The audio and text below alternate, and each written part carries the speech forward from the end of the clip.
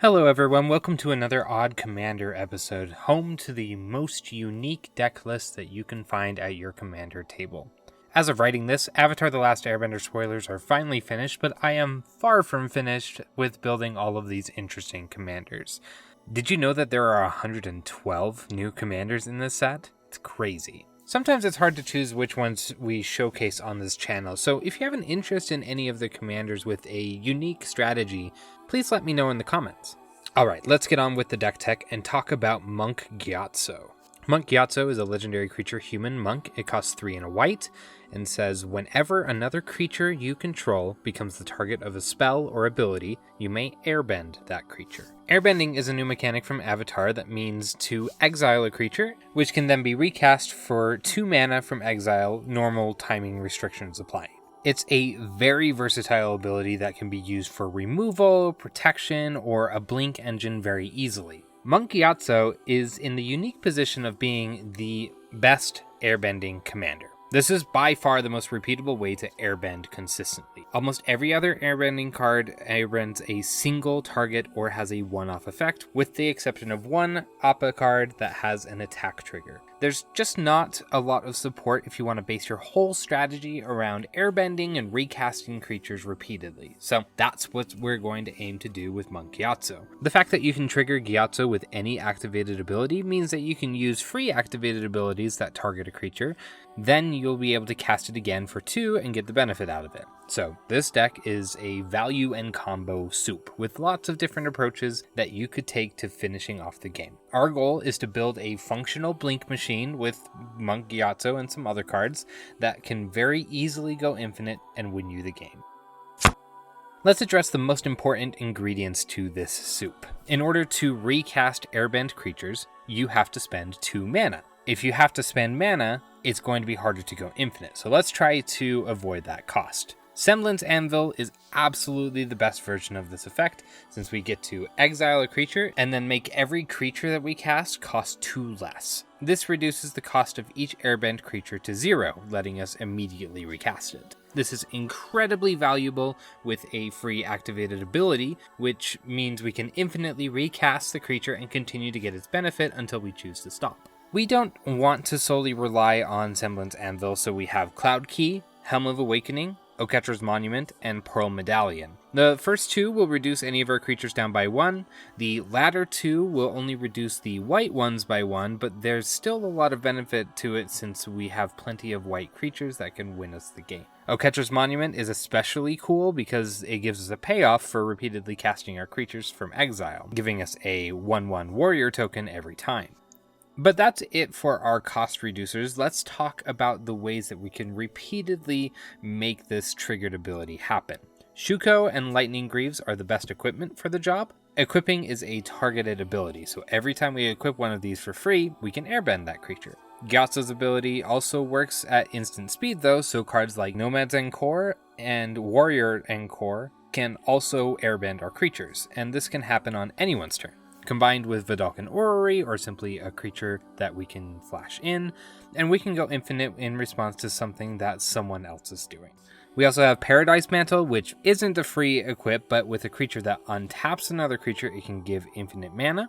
Agility Bobblehead and Endurance Bobblehead aren't the cheapest way to target a creature, but they can also serve to give haste or indestructible to things, which are great to have on some mana rock. And the same goes for Liquid Metal Torque, which is cheap to tap and is a mana rock, but doesn't go repeatedly. The last activated ability that I'll mention here is Angelic Sellsword's ability to make mercenaries whenever another creature enters. If we have Lightning Greaves, we can immediately tap a merc to target another creature, which can give some infinite power or simply airbend a creature, whatever the need be. We have some other really cool synergistic abilities that I want to highlight here. First is Aang, Airbending Master, who gives us experience counters whenever something leaves the battlefield without dying, and then gives us a ton of tokens on upkeep for each experience counter that we have. We're going to be able to trigger this a lot and potentially get infinite amounts of tokens on our upkeep, which is pretty cool. Ashnod's Altar works really well here for a couple of places where we can repeatedly recur a creature from the graveyard with the creature we're airbending's ability. This includes cards like Angel of Indemnity, Angel of Serenity, and Disciple of the Sun. This lets us sack the creatures for the mana that it would take to recast the recursion creature that is being airbent. Murmuration is another great token generator if we have a bunch of recurring airbending. This is just another way to make an insane amount of tokens,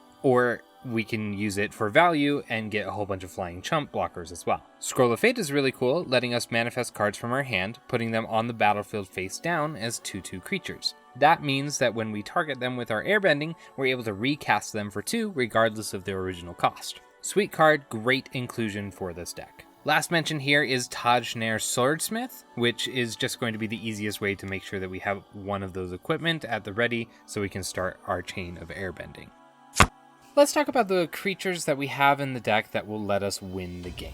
First, we have the option of infinite life gain. Airdrop Aeronauts, Dwarven Priest, and Gold Knight Redeemer all gain us a bunch of life on entry and are pretty good value pieces just to play on their own that get even better when we can recast them for 2 repeatedly.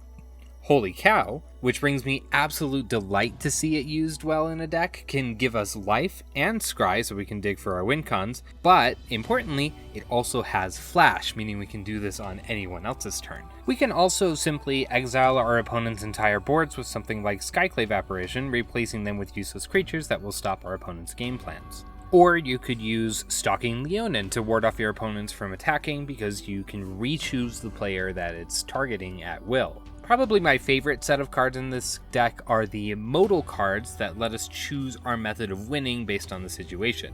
Charming Prince can give us infinite life, it can give us the scry that we need to go and find the pieces that we need, or it can flicker or even airbend another creature if need be. Dawnbringer Cleric also gives us infinite life, exiles all opponents' graveyards, and destroys all enchantments.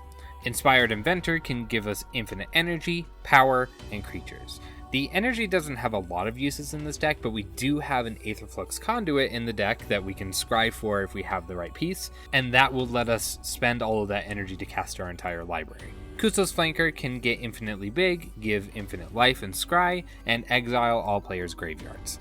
Momo Playful Pet makes infinite food, power, and scry. Ultec Archaeologist is another recursion engine and can also infinitely scry. And Proud Pack Rhino infinitely proliferates and can add an infinite number of shield counters to all of our permanents. I wish there were more white creatures that had these modal abilities on them, but I do like the set of cards that we ended up with here. We, of course, have a bunch of value engines that we could use to draw through our deck and find one of those pieces. My favorite here is Salt Road Pack Beast or Search Party Captain, which can both be reduced to 0 on their own very easily and can provide us the card draw every time they're cast. We also have Helpful Hunter, Spirited Companion, and Wall of Omens that will draw us a card when they enter. Clockwork Fox, which will draw us 2 cards but everyone else 1 card. Sandstone Oracle, that can help keep our hand filled if we are able to cast a whole bunch of spells from our hand. Anticausal Vestige also draws us a card and can let us put down things for free every time it leaves. Totaro Taro helps us draw more cards and can also make our opponents draw cards, but it makes us treasures whenever they do.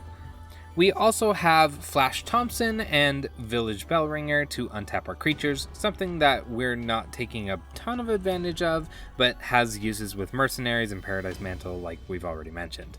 Flash Thompson can also make sure that all of our opponent's creatures are always tapped, which is a nice plus. Solemn Simulacrum helps us ramp for as many planes as we need, which is a lot better than a lot of the other planes ramps, since most of them will only let us grab lands to the amount of lands that somebody else has. We just want to grab all of the planes in our deck. The last helpful piece here are the ones that let us convoke our creatures. Wand of the World Soul does this on tap, and Dazzling Theater makes all of our creature spells have convoke. This combos well with creatures that generate tokens when they enter, and can enable us to keep on airbending even if we don't have our cost reducers.